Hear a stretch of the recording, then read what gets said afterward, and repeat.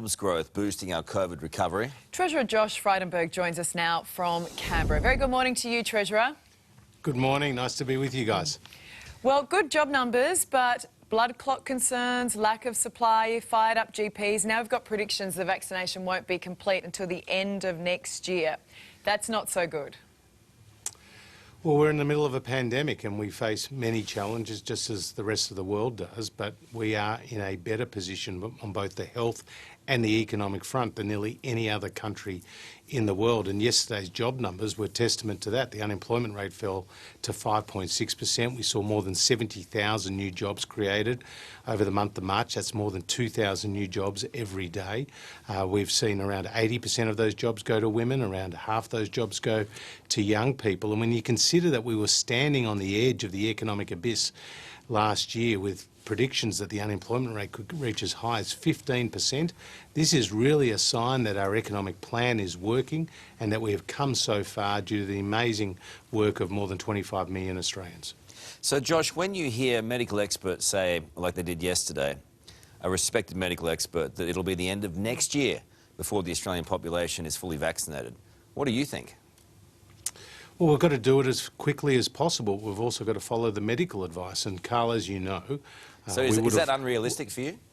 Well, again, I will follow the medical advice. That's what the government has done throughout this pandemic. And when we made the announcement about the AstraZeneca vaccine for people under the age of 50, we were following the medical advice and we were following developments that had been taking place, not just here in Australia, but around the world. We do have a sovereign manufacturing capability. That is a net positive for Australia. But at the same time, we haven't seen the virus spread in our country like it has in the United Kingdom and the United States. So they've had a very different situation to us here in Australia. And Australians getting around the country in a COVID-safe way. Tourism is picking up, aviation is picking up, jobs are picking up, and that is something that we can be confident about. But we're living in a bubble, Josh, and when we see the rest of the world, they are so far ahead of us when it comes to vaccinating their populations. We are at risk of being left behind, and as we've seen from economists, that is costing billions of dollars every month. That's got to concern you. Well, again, we are rolling out the vaccine pretty much on par in terms of where they've been at, like with France and Germany. Yes, the United States and the United Kingdom have rolled out the vaccine to more of their population than we have, but again, their situation is very different. And the challenges that we've had with the AstraZeneca vaccine are not just challenges that Australians have had, but they're challenges that we've seen right around the world. And we've already seen more than 1.3 million Australians get the vaccine.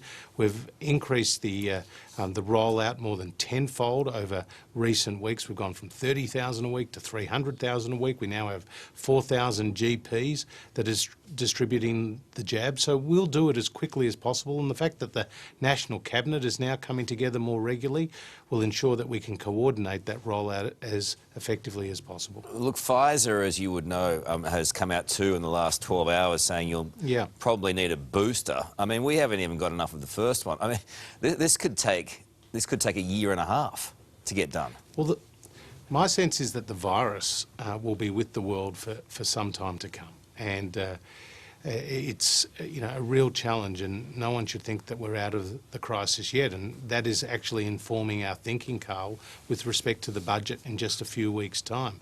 We need to maintain that support for the economy. There will be viewers of your program this morning across different parts of the country that continue to do it tough, even though those job numbers were so much better than what was expected. And the Morrison government has been there for them at the start of this crisis, through this crisis, and will be with them and for them right to the end of this crisis. I mean, Josh, you stood by the Prime Minister when he said last year there's two key focuses of your government. That is to cement the economic recovery, which you've done an extraordinary job at. The other is to ensure the rollout of this vaccine. Are you happy with the speed the vaccination program is being rolled out at?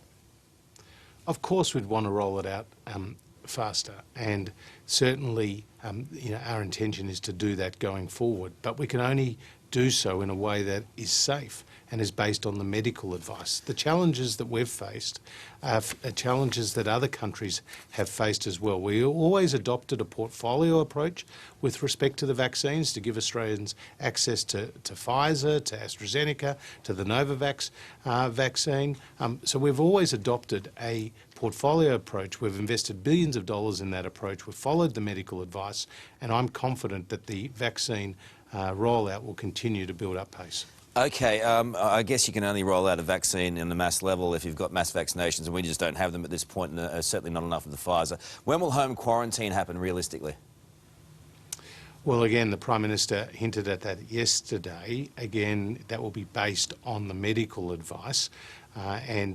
You know, as more people get vaccinated both here and abroad, those options become available to us. But we can't just open the borders without ensuring that our population is safe. We've seen how much economic harm has been caused by statewide lockdowns, Karl, and those statewide lockdowns have occurred with just a handful of cases.